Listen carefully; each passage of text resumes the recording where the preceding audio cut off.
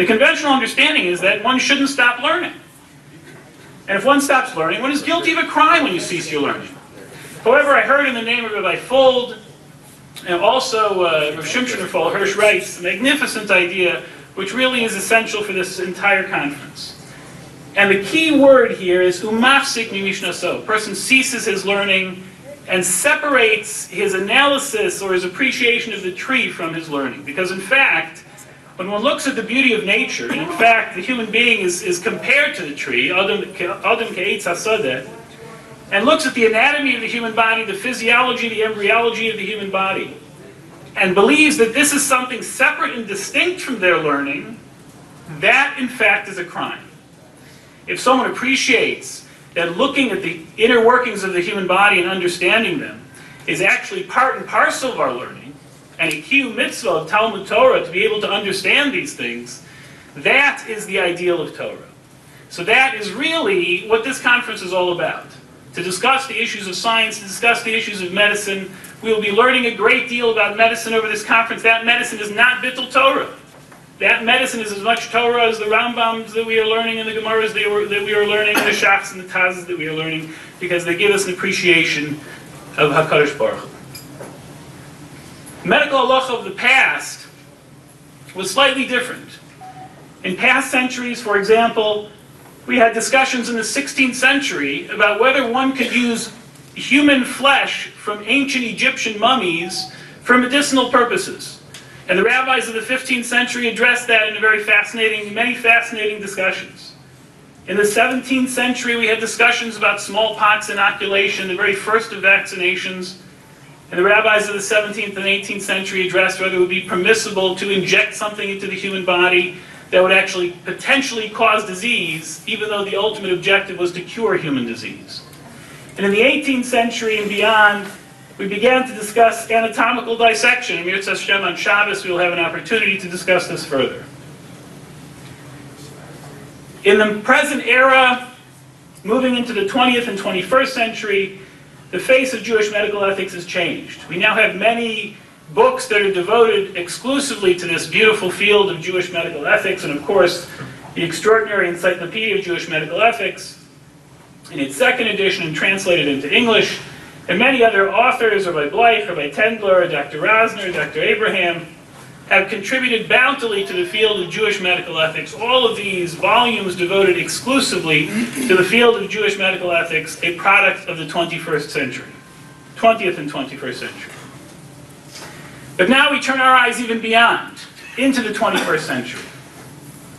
And as Thomas Jefferson wrote in the 1800s, laws and institutions must go hand in hand with the progress of the human mind. As that becomes more developed, more enlightened, as new discoveries are made, new truths disclosed, institutions must advance also and keep pace with the times. Now that was written in 1810. All the more so 200 years later, when medicine is advancing at a staggering pace, that we need to keep pace with the times. And in that vein, I created this fictional journal called the Journal of Anticipatory Medical Halacha. And we have come quite far in the 21st century in fields of beginning of life, of transplantation, of end-of-life issues, of cloning, to such an extent that a scientist has had the audacity to approach God to say, God, we can do just about everything you can do. In fact, we can create man like you did at the beginning. I'm not so sure we need you anymore, God. So God turns to the scientist and said, you can create man. How do you do such a thing? So the scientist says, well, we take some dirt, we bring it to the laboratory, we add some enzymes, we inject some air with a pipette, and we can create man. So God says, why don't you show me? So the scientist proceeds to bend down and pick up the dirt, and God says, no, no, no. You get your own dirt. So despite the fact that scientists genuinely believe that they can control every aspect of the human being from beginning of life and before to end of life and after, we as Torah-observant Jews know that absolutely everything that happens on the face of the earth is because of God above. As a result, it behooves us to understand how the Torah would approach all these new and extraordinary advances. And what we will do is we will proceed from the beginning of life to the end of life, drawing on modern technology, modern advances, and theorizing about potential halachic ramifications of some of this new technology. All the technology we are going to be discussing this evening is based on real science, either at research that's in its infancy or perhaps further progressed. None of this is science fiction in the classic sense. We will begin at the beginning. For those of you who can't read the cartoon from the back, they're sitting with a kangaroo here with a little child on its lap and says, "We had trouble finding a surrogate mother." So at a conference in England a number of years ago, and this is just but one example, a conference entitled Animal-Human Embryonic Combinations, an Ethical Discussion. And in there they wrote, it could be argued that if incubation of an embryo in an animal were to yield valuable information about the causes of infertility, then this is an appropriate use of the embryo and consistent with its status. And scientists are experimenting in different parts of the world with the possibility of taking a human embryo and implanting it into an animal. So the question would be, aside from the propriety of doing such a procedure, the question would be, what is the status of an embryo which grows to become a child that is produced in the womb of a cow? Is it possible to say that your mother-in-law is a cow?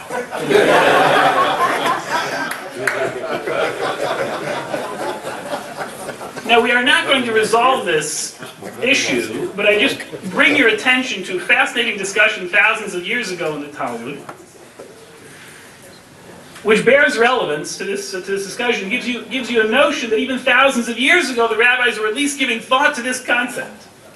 So we have a Gemara in Nida, Hamapelas min behema chaya ba'of.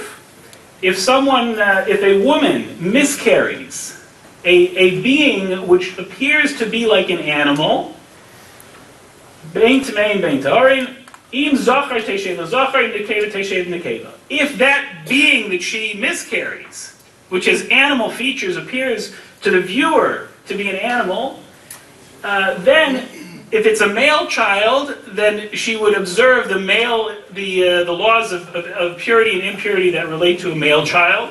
And if it's a female fetus, then it would be the laws of a female fetus. Implication being that this being that she miscarries, that appears animaloid, is actually has the status of a human being. So the Gemara later on says, according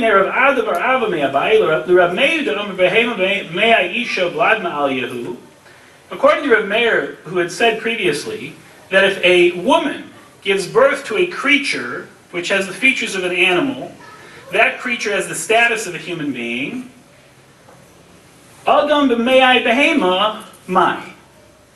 If a human is within the womb of an animal, what is the status of that creature when it's born?